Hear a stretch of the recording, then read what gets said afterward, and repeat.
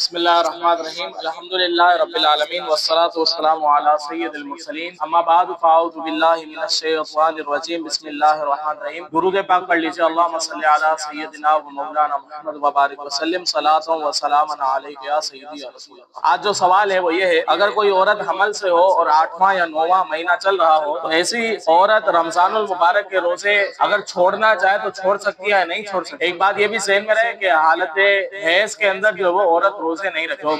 ہر مہینے ماہواری وغیرہ آتی ہے اس میں جو وہ نہیں رکھے گی روزے۔ اسی طرح نفاس، جب بچہ پیدا ہونے کے بعد جو خون وغیرہ نکلتا ہے اس کا نفاس کہتے ہیں، تو اس حالت میں بھی عورت روزے جو وہ نہیں رکھے۔ لیکن روزے جو ہے وہ معاف نہیں ہو جاتے، بلکہ جیسے ہی پاک ہو جائے تو پھر ان روزوں کی قضا جو ہے لازم ہے۔ ان دنوں کی نمازیں جو ہے وہ نماز بھی نہیں پڑھے گی، روزہ بھی نہیں رکھے، جب ناپاکی ہو نمازوں کی قضا نہیں کرے گی، لیکن البتہ روزے، کیونکہ سال میں جو وہ رمضان المبارک کا مہینہ آتا ہے تو حضور علیہ السلام کی حدیث مبارکہ کی روشنی میں بالکل واضح طور پر حکم ہے کہ عورت جو ہے وہ روزے قضا کرے گی، نمازیں جو قضا کرنا اس کے اوپر لازم نہیں ہے۔ اب یہ جو صورتحال، یہ جو مسئلہ پوچھا گیا، عورت کو حمل کی حالت میں اگر روزہ رکھنے سے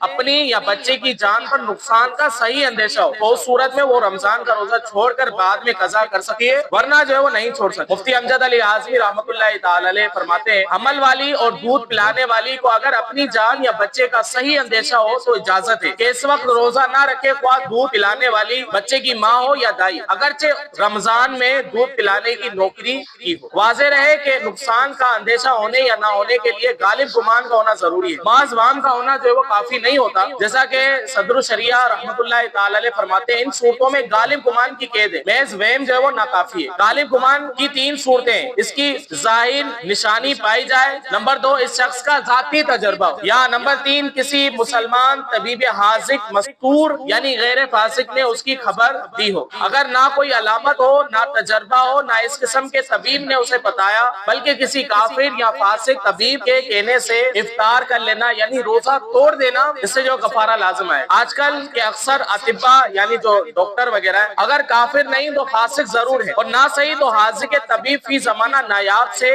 نایاب ہے۔ ان لوگوں کا کہنا کچھ قابل اعتبار نہیں، جو طبیب حاذق نہیں ہوتا ان کے کہنے کا کوئی اعتبار نہیں۔ ان کے کہنے پر روزہ افطار کیا جائے یعنی توڑ دیا جائے۔ ان طبیبوں کو دیکھا جاتا ہے کہ ذرا سی بیماری میں روزے کو منع کر دیتے ہیں، اتنی بھی تمیز نہیں رکھتے کہ کس مرض میں روزہ مضر ہے، کس میں جو وہ نہیں۔ آج کل کے تھوڑے سے معاملات ہوتے ہیں نا، فوراً کہتے ہیں تو روزہ نہیں۔ واقعی اگر ایسا مسئلہ ہے کہ اس کو واقعی جو ہے وہ نقصان کا اندیشہ ہے اور یقین ہے تو پھر ایسی صورت میں جو ہے روزہ چھوڑنے کی اجازت ہے، ورنہ جو ہے روزہ چھوڑنے کی اجازت نہیں۔ واضح رہے کہ آخر میں درج ذیل کی گئی بہار شریف کی عبارت میں کفارہ دینے کا بیان اس صورت میں بیان ہوا ہے کہ جب کسی نے روزہ رکھنے کے بعد بغیر شرعی عذر